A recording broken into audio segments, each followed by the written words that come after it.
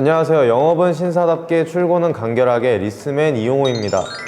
오늘 소개시켜드릴 내용은 리스와 장기 렌트에 대한 잘못된 인식과 선입견, 그리고 그거에 대한 진실을 짧게 준비를 해봤습니다. 현재 자동차를 구매하는 방법은 4가지가 있습니다. 첫 번째 일시불이 있고요, 두 번째 할부가 있고, 세 번째 리스가 있습니다. 그리고 마지막으로 장기 렌트, 이렇게 4가지 구매 방식이 있는데요. 제가 영업을 하면서 가장 많이 받는 질문이 현금, 할부보다 좋은 점이 뭔가요? 뭐가 제일 저렴한가요? 인데요. 제가 드리는 말씀은 그냥 때마다 개인의 상황마다 다릅니다 라고 말씀을 드립니다. 절세 효과, 비용 처리 다 필요 없고 그냥 싸게 사고 싶다. 그러면 무조건 현금 또는 할부를 구입하시면 됩니다. 딱 구매 비용만 보실 거면은 리스와 렌트는 고민하실 필요도 없이 패스하셔도 됩니다. 할부나 리스의 할인율이 현금 차량보다는 월등히 높지만 총 발생하는 이자의 차이만큼 현금차의 할인이 들어가는 경우는 거의 없습니다. 따라서 구매 비용만 따졌을 때는 현금 할부가 가장 싸고요, 렌트와 리스는 현금 할부보다 구매 비용이 쌀 수가 없는 구조입니다. 물론 이거는 인수를 가장했을 때이지만 절대 쌀 수가 없는 구조입니다. 그러면 뭐야, 현금 할부로 사면 되는 거 아니야? 라고 생각할 수 있겠지만 이제 여기서부터 핵심입니다. 리스를 하는 첫 번째 이유, 전제는 차를 주기적으로 바꾸실 때 얘기입니다. 나는 그냥 한 3년 내지에서 5년 정도를 주기로 차를 바꿔가면서 탈래. 그러시면 리스를 이용하시면 되는데요. 리스에는 잔존가치라는 개념이 있는데 정확히 말하면 계약 종료 후에 그 차량의 값어치입니다. 그럼 반대로 생각하면 계약 중에는 값어치가 아니라는 소리가 되겠죠.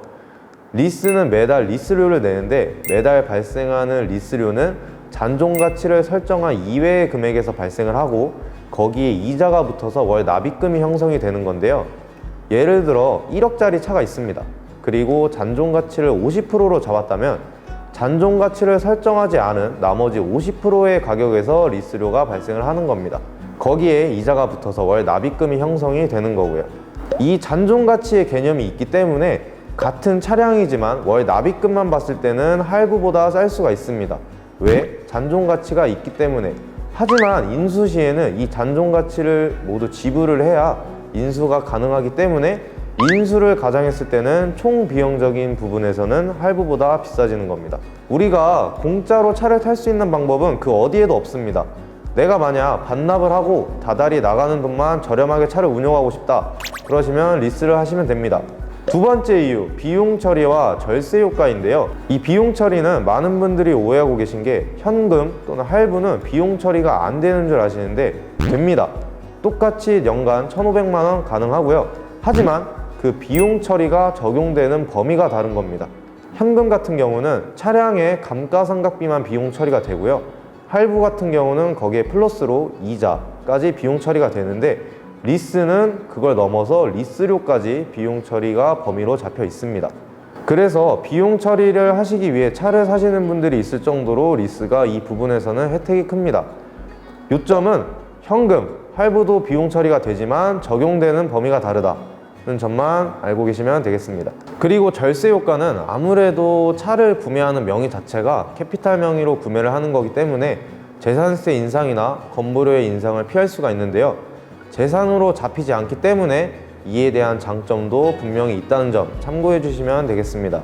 위와 같은 이유로 리스를 많이 진행을 하시는데 전제는 운용 리스이고요, 또 리스가 금융 리스와 운용 리스가 있는데 금융 리스일 때는 또 얘기가 달라집니다. 이거는 이제 나중에 제가 따로 설명을 드리겠습니다. 지금 제가 리스를 하기에 적합한 유형에 대해서 얘기를 했는데 반대로 이런 분들은 좀 리스를 피해야 한다. 어떤 경우가 있을까요? 첫 번째로 향후 대출 생각이 있으신 분들. 리스는 부채로 잡히기 때문에 리스를 실행하면은 추가 대출에 제한이 있을 수 있으니 대출 계획이 있으신 분들은 리스를 피하시는 게 좋습니다. 추가 대출이 있거나 월 납입에 조금 저렴하게 이용하시고 싶은 분들은 장기 렌트를 이용하시면 됩니다. 장기 렌트는 부채로 잡히지 않아 대출에 영향이 없기 때문입니다. 그리고 두 번째, 재산을 증빙해야 하는 분들. 위에랑 똑같은 개념인데요. 대출을 위해서 보유자산을 증빙하셔야 하는 분들께서는 리스를 피하셔야 합니다. 왜? 재산으로 잡히지 않기 때문입니다. 아까 위에서 설명해드렸죠. 차량 구매하는 명의가 본인 명의가 아닌 캐피탈 명의로 구매를 하는 거기 때문에 재산으로 잡히지가 않습니다. 오늘 좀 간략하게 리스의 장단점과 오해, 그리고 어떤 사람이 해야 하는지에 대해서 간략하게 설명을 해봤는데요. 이 영상을 준비한 이유는 방법을 몰라서 자기의 상황에 맞지 않게 차량을 구매하시는 분들을 많이 봐서 안타까운 마음에 준비를 해봤습니다. 각자의 상황과 견해가 다르기 때문에 조금씩 의견이 다를 수 있지만 조금 도움이 되셨으면 하고요. 계속해서 연구해서 더 좋은 영상 올릴 테니 많이 시청해 주셨으면 좋겠습니다. 영상에 도움이 되셨다면 좋아요와 구독, 알림 설정 해주시면 감사하겠습니다.